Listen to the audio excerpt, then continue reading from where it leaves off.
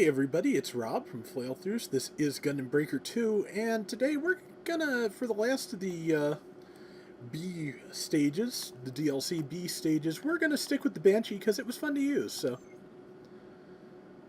I believe today should be 4B. That's 5B, that's 1A, that's 4B. That was easy. C rank, high rankish plastic times 5, B rank 108,000 GP, A rank GPO3 Stamen weapon base M, S machine gun mastery converter. Challenge rewards, the usual, keep your survival gauge over 50% for Saber base M1, and get the ace to appear and get the whip mastery converter times 3. So let's do that.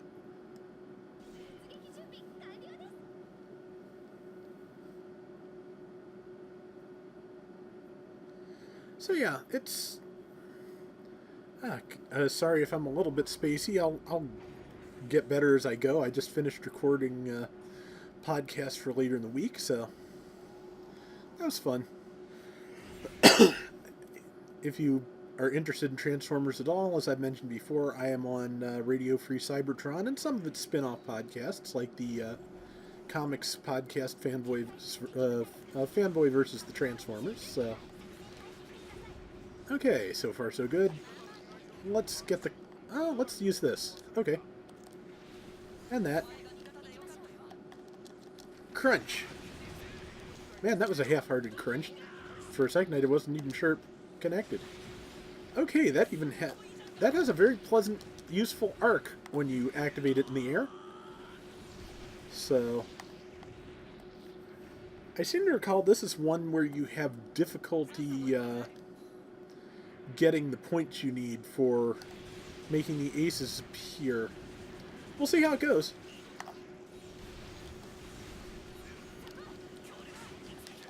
Let's see.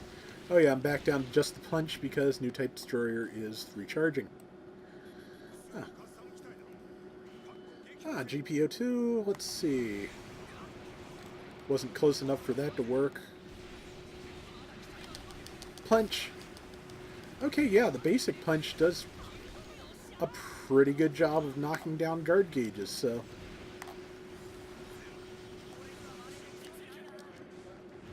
There is something fun about having a comically large fist to hit the enemy with, even without new type destroyer. Pardon me, that cough still lingers, it's annoying. But I'm going to wait to activate NTD until I've got something to D. That sounded entirely wrong. Oh well, I blame modern euphemisms. My theory is that within 50 years, communication will be almost totally impossible because so many things will be innuendo that almost everyone will snort no matter what you say. So...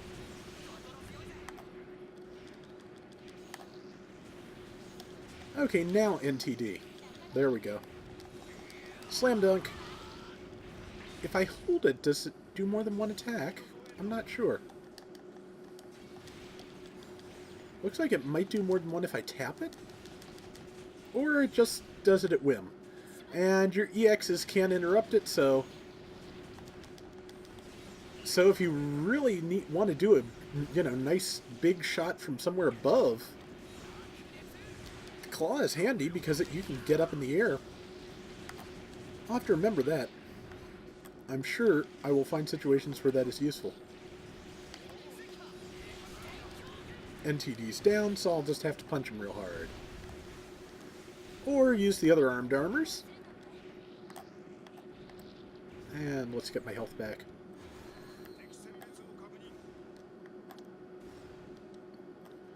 Okay. Now, what do we got?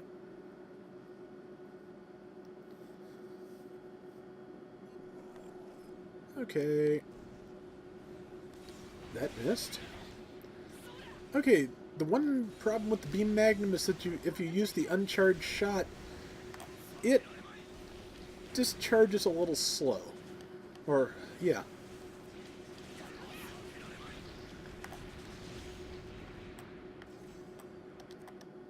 let's go up on the wall and pick up the health. And then we'll move on. Alright. That could have been better, but it wasn't bad, so.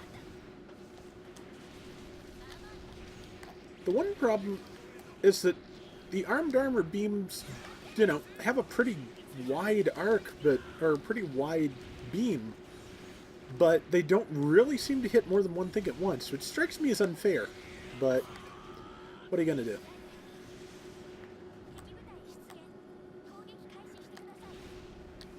Yeah, see?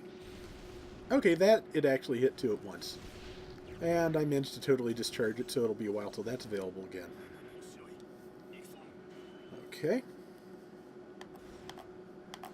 That looks like it's worth using NTD for.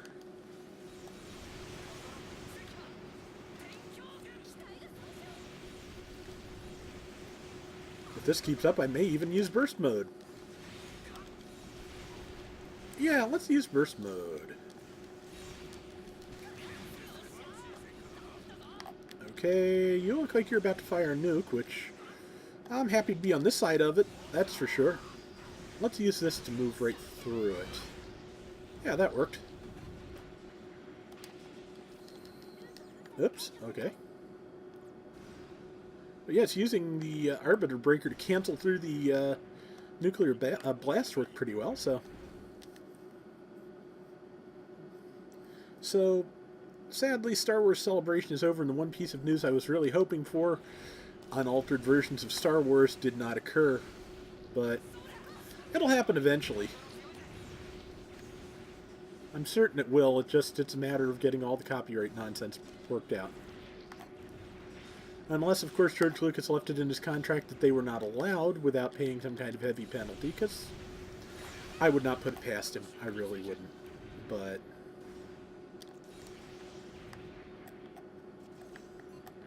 okay, bugs. But saw the preview for the next season of Star Wars Rebels, and that looks like fun at least, so.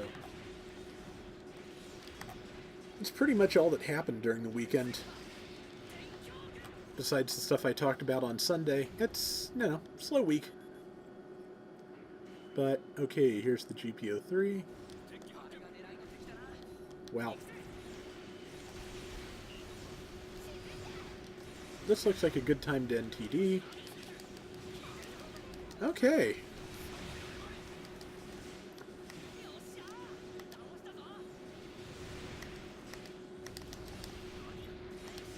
If there's a better way to control when and how the claw attacks, I'm not sure what it is. Okay, we've got the aces, we've got the GPO-3, and the Gerber Tetra, that's appropriate. And we've got burst mode. And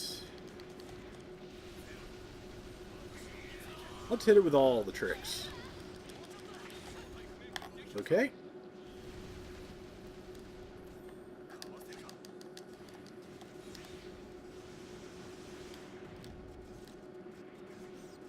Could I go around, please? Thank you.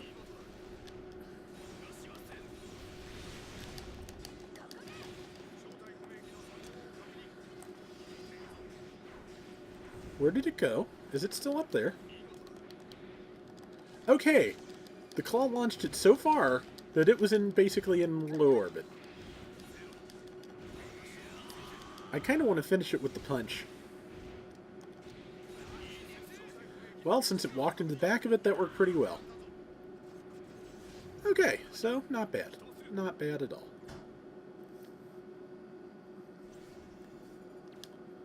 Okay, got everything. And got some new pieces. GPO-3 Master Grade Head, Master Grade Gym Custom Head, and Master Grade Gerber Tetra Head. And a bunch of repeat parts, including another Gerber head, a torso, Zaku 2 arms, GPO 2 arms, Gerber arms, Zaku legs and Gerber legs. I got almost... Correction, I did get a whole Gerber Tetra. Already had it, but what the hell. Plastics, more plastics, yet more plastics. Okay, good. That's ones I can sell off later. Carbon, yet more carbon. Gundarium Base M. Rifle base M2, machine gun base M2, saber base M1, axe base M1, anti-ship sword MCAD chips, shield base M1, machine gun mastery converter, whip mastery converter, and some mastery and ability patch 2s, and of course the all-important weapon base for the GPO-3. Not sure how many weapons it has. I know it at least has the folding bazooka and its folding shield, but I'm not sure if it also has its beam rifle, which I believe is pretty much identical to the GPO ones. Not sure on that, but at any rate, next stage.